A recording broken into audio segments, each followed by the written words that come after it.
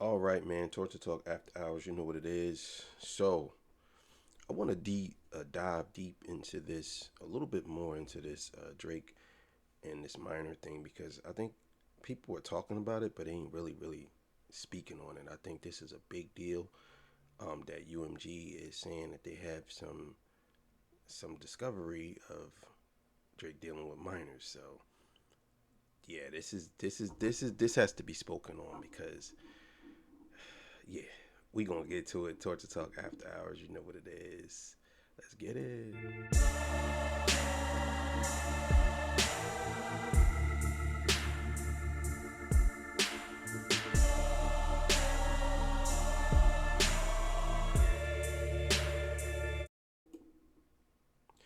All right, man. So let's go. It's come courtesy of the company, man. Let's get it. Let's get it. Another development in the Drake UMG legal case over Not Like Us. This one's really interesting. I think you guys are going to have a lot to say about this one. So this one is included in Exhibit 2. And what UMG is doing here is UMG has listed its initial disclosures. So these are things that they're disclosing that they have prior to discovery takes place. Okay, so I'll read the document as always. Here it goes. It says, pursuant to Rule 26BA1A of the Federal Rules of Civil Procedure, the defendant UMG Recordings, by and through its undersigned counsel, provides the initial disclosures set forth herein. These initial disclosures are made solely for purposes of the above captioned proceedings. UMG makes the initial disclosures prior to any discovery in this proceeding and based on the information reasonably available to it at this time. By making these disclosures, defendant does not represent that it has identified every witness, document, electronically stored information, or tangible thing that is possibly relevant. UMG reserves. So basically, what they're saying is they don't have everything yet. They're still looking for more stuff, but the stuff that they have is legitimate to a certain extent. So they're saying like, look, we don't have everything, but what we do have is right here. And I'm telling y'all now, there's gonna be some things that we didn't even hear of. The right to amend or otherwise modify or supplement the information contained in these initial disclosures pursuant to Federal Rule of Civil Procedure 26E. As more information becomes available during the course of any discovery in this proceedings or as otherwise appropriate. So again, these are initial disclosures. This isn't all the witnesses they plan to bring. This isn't all the information. But this is UMG saying, hey, before we really get started on this, because it looks like just in case this thing might keep going, here's what we have so far that we're already prepared to present to the judge and if need be to the court. All categories of documents or information described by UMG herein are subject to all objections as to competence, relevance, materiality, and admissibility, as well as to any and all other objections on any grounds that would require the exclusion of the information or any portion thereof if such information were offered in evidence, all of which are hereby expressly reserved and may be interposed at any time, including at any deposition or before, any hearing or trial in this matter or any other action. UMG makes these disclosures subject to and without waiving its rights to protect from disclosure and any and all documents and communications protected by the attorney-client privilege, the attorney work product doctrine, and any other privilege or discovery protection. No actual incidental or implied admission is intended by these disclosures. These disclosures shall not be deemed an admission as to any fact in dispute or a waiver of any rights or defenses UMG has asserted or may assert with respect to any claim. UMG reserves the right to rely on discoverable information from sources identified in the plaintiff's initial disclosures, right? So they reserve the right to also, rely on any discoverable information that Drake's team has presented. Okay, so here's the persons, first of all. Now, I've done another video that looked at the disclosures list that was presented because there were some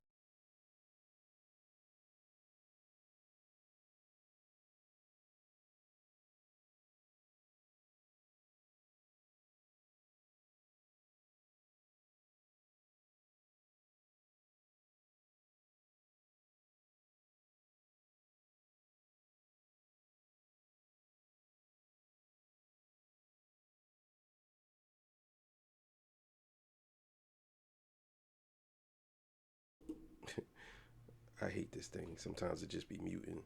So basically, what they're saying is they reserve the right to whether they want to keep something in or take it out at any time or any moment. And I believe that Drake's team said the same thing. So this is gonna go back and forth for a little minute.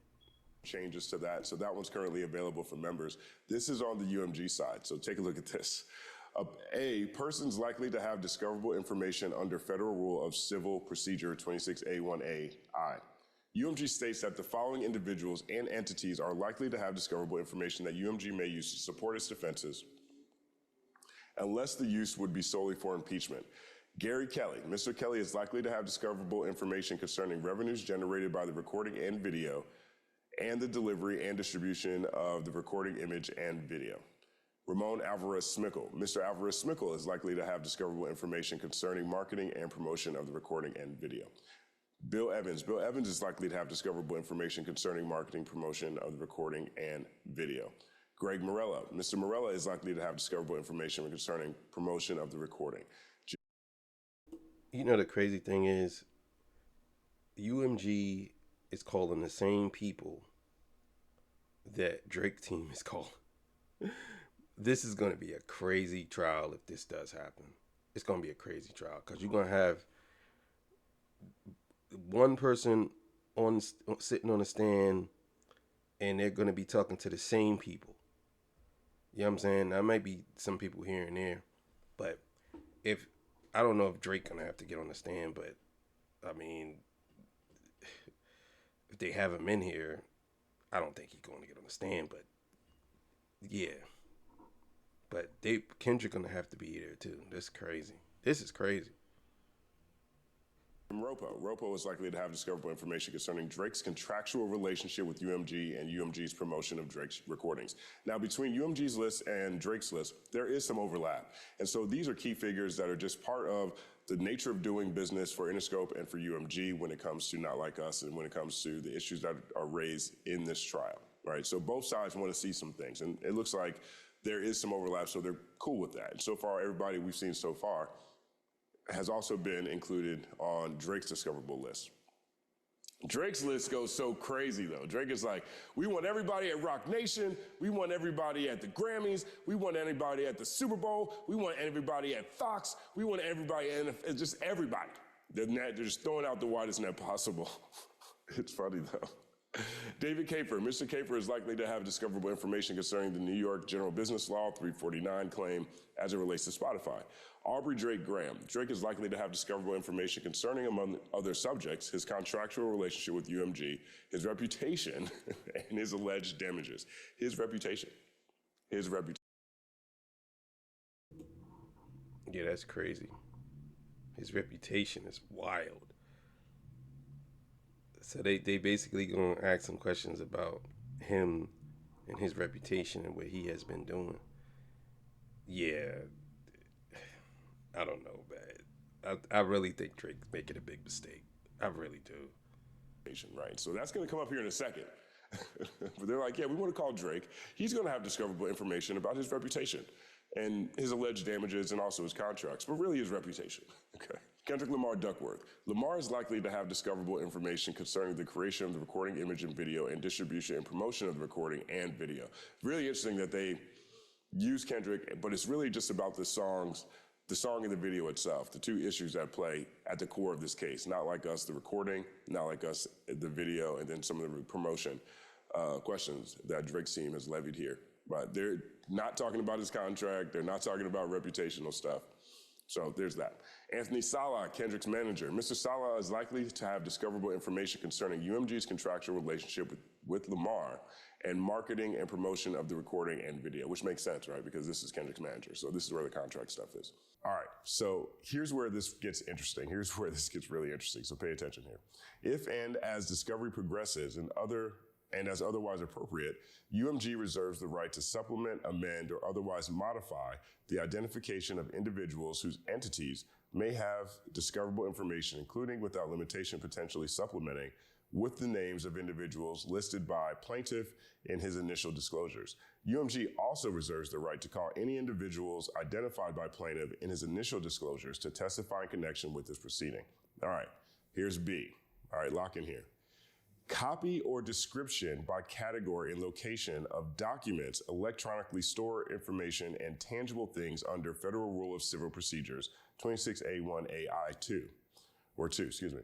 Based upon the information now reasonably available to UMG, UMG states that it has in its possession, custody or control of the following categories of documents that it may use to support its defenses, unless the use would be solely for impeachment. Okay, so this is the things that UMG is stating now on record that they have in their possession that they're willing to use to defend itself. All right, now we've seen. Yeah, man. Bro. The thing is, I don't know if this is necessarily a scare tactic, but if they're saying that they have to prove, they might not go overboard with it, but they're going to show some shit. You know what I'm saying? Because it's like this.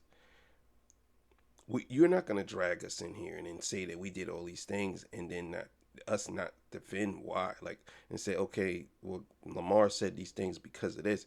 It's so crazy that it's getting down to this because they're going to say, well, why was you promoting the song? It wasn't real. And now they have to say, well, yes, it is real. Look, and if UMG make the case that everything they present is real, then it really makes Drake look bad. I mean, like, really, really bad. Like, to the point where people probably not going to mess with him no more. Because if it comes out that let's say UMG wins this case, if they go through and they win, people are going to post that and be like, bro, you was messing. Like, nah, like, you know what I'm saying?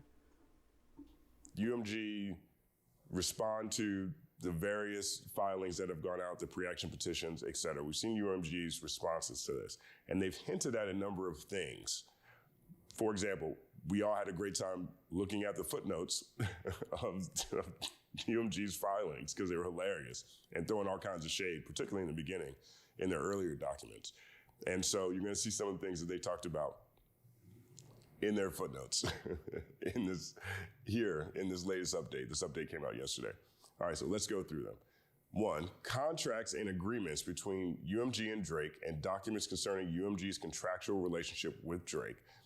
We talked about Lucien Grange's letter, how Lucien Grange said that they own the bulk of Drake's catalog. You know, for example, we'll get to see the splits as that was also a part of the conversation in this back and forth between Drake and Kendrick. You know, where Drake says, the way you doing splits, your pants might rip. And then Kendrick says, show me your splits, I'll make sure I double back with you. You signed to a hitter that signed to a hitter that said he was signed to that hitter. I still love that. I mean, it's a Pusha T thread, but it's still funny. So, but nevertheless, Drake's contract, obviously Drake has that. Obviously UMG has that. All right. The other recordings in Drake and Lamar's rap feud and documents concerning the distribution, marketing, and promotion of the other recordings in the feud. I think this is particularly interesting because one of the theories that's out there is that on Family Matters, Drake says, know what I mean, and that's allegedly supposed to be Kojo's company. So he put that in Family Matters because he knew, I guess he either knew he was going to sue or I guess he knew that things were being botted. But Family Matters came out before Not Like Us. It came out before Meet the Grams. So at that point in time, the bots are really only working for, as it pertains to this battle, what? Euphoria? I mean, that never really made sense to me about that. Told y'all. What'd I say? I did a whole episode about that. What's the dirt? Thought he really discovered something. I told y'all. What sense does that make? That makes no sense. He did a whole episode talking about how Drake was playing 4D chess and he knew. Like, bro, then he must have knew that Not Like Us. He must have heard Not Like Us. Because Family Matters came out before Not Like Us. And he said Kojo and he said Know What I Mean and all this stuff. He said that in the song before that. It wasn't like it was in the Heart Part 6. You know what I'm saying? So either he heard Not Like Us, or he thought it was Euphoria that was going to be number one. One or the other. It just doesn't make sense, bro. It don't. It don't make sense. It don't. But I'm thinking, and to be fair, I think that if that is true, he was talking about Not Like Us, because he did say in the song, texting each other like we won. You know what I'm saying? So it could have been Euphoria that he was talking about. You know what I'm saying? Who knows? But it wasn't Not Like Us. I would say that. It's the timeline of things that are happening there, right? So if you're going to say Kojo and all these people were botting, and Drake is, out here saying that he's leaving breadcrumbs for his fans, that he has information on all of this, the timing just doesn't add up. It just doesn't add up at all. But that just comes to mind when I look at this bullet point here, right? Because there were other recordings in Drake and Lamar's rap feud and documents concerning the distribution, marketing, promotion of the other recordings in the feud. I'd imagine that distribution around them was about the same, and then after Not Like Us took on a life of its own, it carried its own thing, I'd imagine. But that part's interesting. Here's the next one. The petition entitled Art on Trial, Protect Black Art, appended as Exhibit A to UMG's request for judicial notice in support of its motion to dismiss. Now, I think this speaks more than anything else to just how litigious, or how, in this case, rap lyrics have been used in court quite a bit. We saw this with the Young Thug YSL trial, for example. They tried to take things that they're saying in songs and making them literal confessions. And they always try to treat hip hop that way. In a lot of ways, they try to treat hip hop as if it's different than movies, etc. Now, I'll be straight up. I understand it. Half of it is because hip hop itself has always defined itself as keeping it real, or for a very long time was talking about keeping it real, or that's fake, or you're not writing your rhymes, or you're not really living that life. And so that is sort of a branding hip hop as a culture and a community we put on ourselves in a lot of ways, but we have strayed a long way from that point in time. Now, That's a fact. He's absolutely right about that. Hip hop has, what he's saying is true. We did put that on ourselves, especially during the early 90s all the way up to, I believe, the 2000s, the early 2000s. The 90s was keeping it real. I'm the realest rapper ever. Da, da, da, da. I don't really think that we strayed too far from that. I think he's kind of wrong about that, in my opinion. I do believe as a whole that keeping it real thing kind of went away, but now it's more about action. You had, when we get into the drill scene, a lot of these rappers are talking about that, but drill is big in certain areas. It's not as big as hip hop. Like, drill is hip hop, but it's not bigger than hip hop. It's not like how would I say, commercial hip hop, or different type. But we had different types of hardcore hip hop, horrorcore hip hop. We had a bunch of different genres within the genre. You know what I'm saying? So when he says that, he's absolutely right. But I think it's a little bit off, because I do believe that drill music is toxic music, and I think when he say we veered far away from that in its entirety, yes. But drill music does still exist. Maybe not as much now. I think it kind of died down. But at one point, drill music everybody was doing it. Even some of the big rappers was doing it. Like, we already know what drill music is. We have rappers who are saying, yeah, I use ChatGPT to write my raps. Tomato. We've got people outside Big X the Plug. We talked about this in the chart report. Big X the Plug is out here saying, admitting his homies writing his whole songs. Tomato. Now, these two things aren't the same, but nevertheless, these are a different era.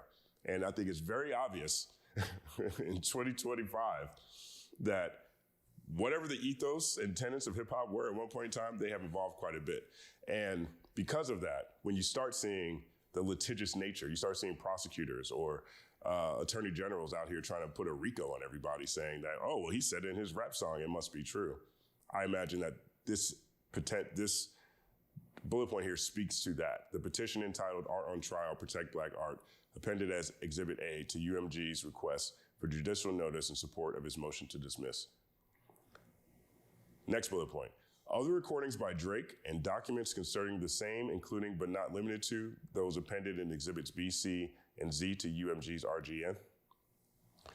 News reports and documents concerning Drake's relationships with and behavior around minors. Bruh. News reports is nuts. That's crazy as hell. News reports and documents pertaining to and relations of Drake around minors is crazy. Y'all gotta understand, if they're saying they have news reports of this, we never seen this. We never heard this. But bro, they're going to bring up that case. Not case, but they're going to bring up the fact that Kendrick never said any minor name. Drake did. That's number one. And they also going to bring up the fact that he was on stage with that girl and he asked her how old she was. She said she's 17. Why you look like that, man? Oh my God, I'm not trying to go to jail, man. Like, yeah, I like the way your breast felt against my chest. Bro, say Drake, I hear you like him young. Bro, Tupac in the AI voice, tell him you like him young. That's a gift to me. That's a gift from me. Say Drake, I hear you like him young. You told him to say that, and he's saying he heard. Bro, he gonna lose this case bad, bro. Read that one more time. News reports and documents concerning Drake's relationships with and behavior around minors. The criminal charges and convictions of Baca Not Nice. Baca got a weird case. Why is he around? Travis Savory.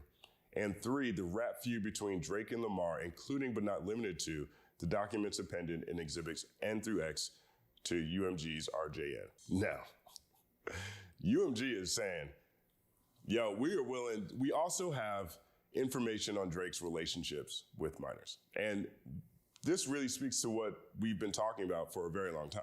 Discovery goes both ways. Discovery goes both ways. Drake knows a lot about UMG. UMG knows a lot about Drake. And for Drake to make this case that Not Like Us is defamatory to him, which from everything that we've seen so far, at least I've seen so far, I interpret it as the bulk of that lives on the lines certified lover boy, certified PDFs. A lot of it leans on that. The say Drake, I heard you like him young line, that is a quote from Drake himself from Tailor Made Freestyle. Okay, the stuff that they put in there about Not Like Us being anti-Semitic or threats of violence or whatever, I think that's fluff to round out the filing itself. The certified... Yeah, that's crazy for him to put that in there. That's unbelievably crazy for him to put that in there. That is anti-Semitic. That's unbelievable that he would put that in there. So you basically is trying to use your J side against it. I'm telling you, bro, this dude is a piece of work, man. He's a piece of work. Pedophiles part is a play on Drake's catalog. We know that. But they're hoping to sneak past, from Drake's team standpoint, they want the fact that not everyone who's heard this song is aware of the nuances of hip hop, of this battle, of what a rap battle is and how the energy moves. They want those people, because we've read about this quite a bit in all these documents. They've made this point a lot. They want to be able to argue that the average consumer, the general consumer, wouldn't understand that line. And UMG is saying, well, we're prepared now with news reports and documents. We know about the public stuff. We know about, different actresses, what they've said on record. We know about what happened on stage. I believe that was in Colorado when he kissed the underage girl on stage. Okay, we know about a lot of these public stuff. We know a lot of news reports, but they say they have documents too. Drake's relationships. Drake just lost the case. If they're saying they have documents of him with minors, he just lost the case, bro. He lucky that whoever these minors or whatever that they have documents on don't press charges or don't take him to court or whatever. But he just lost the case, bro. If they're saying they have this, bro, it's all they have to do is prove that he is in communication with minors as an adult, bro. That's it. They don't have to prove whether he did anything to them or nothing. They just have to prove he was in communication with them, because it's up for interpretation. If Kendrick says, I hear you like them young, he didn't say, I know you like them young. He said, I hear. And if they prove that he's in communication with all these different minors from high school girls to all these different, the Millie Bobby, all it. There was one girl online saying that Drake called her on Instagram and her mom said that he wanted to take them out. Stuff like any of this, bro. If I heard it, I'm sure that there's 100 more. I'm sure. So if UMG basically has this, it's going to be, they're going to tear him down. They're going to have to rebrand and build him back up, because obviously he's still one of their biggest acts. But I don't know, man. With and behavior around minors. The criminal charges and conviction of Baka Not Nice. The rap feud between Drake and Lamar, including but not limited to documents appended in exhibits and through X. So I take this and I read this as UMG putting the court on notice and putting Drake's team on notice. Because if Drake is forcing UMG to take the route of defending themselves, if Drake's team is forcing UMG to defend themselves, UMG is prepared to do so. And whatever it is, there's a lot of public stuff. This is why this case is so crazy to me. Because there's a lot of public stuff that if you present this in court, it can help color to the courtroom, to a jury, the bombastic hyperbole that is common in rap battles.